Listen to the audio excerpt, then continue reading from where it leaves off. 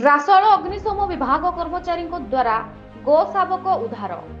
जनमंगल रासोल तरफ जीवे दयार आह्वान समग्र ओडिशा सेवा अभियान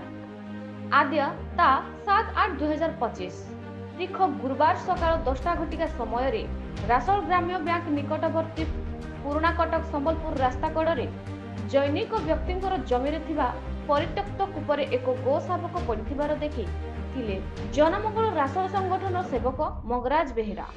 तेबे यह जानी तुरंत संगठन मुख्य को जणाइबा परे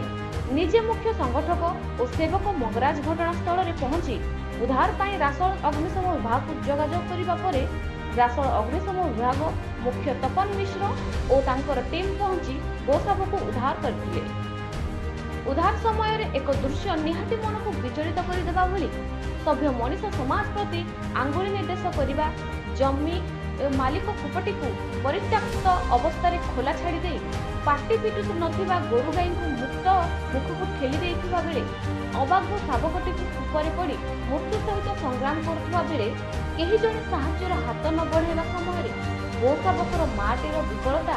एपरिक उद्धार न हेबा पर्यंत सही स्थान छाड़ी न जाइथिबा दृश्य निहाती हृदय विदारक। रासोल अग्निशम विभाग एकादृश्य सहायता पाई जनमंगल रासोल संगठन तरफ आंतरिकता साधुवाद तथा अशेष धन्यवाद